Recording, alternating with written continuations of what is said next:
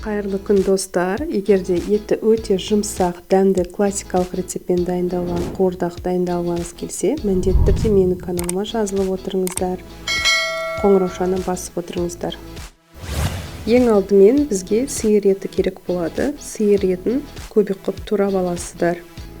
Өз қалауларыңыз бойынша жылқы немесе қойдың етінен дайындасаңыздар болады.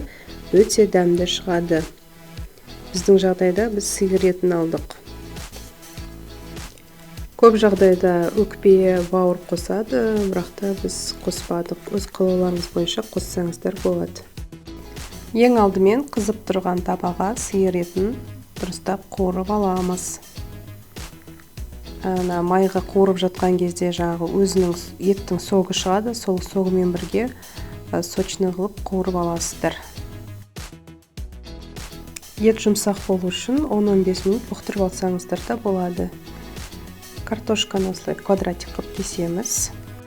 Қуырып жатқан етімізге татымына қарай тұз, қара бұрыш, паприка, сонымен қатар біз арнайы етке арналған дәмдеуішті қостық. Дәмі өте керемет болып шығады.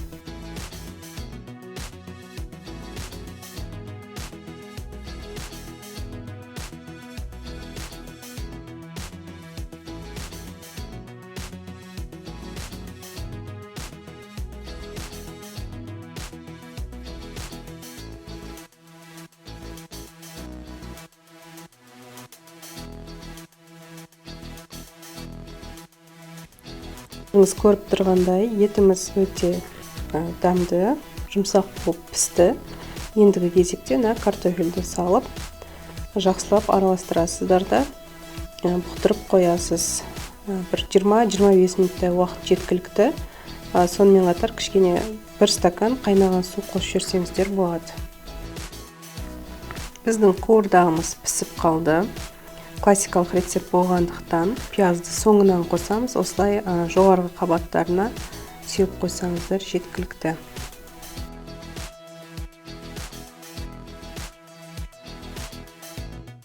Біздің қуырдағымыз дайын, үстінен зелень қоссаңыздар болады.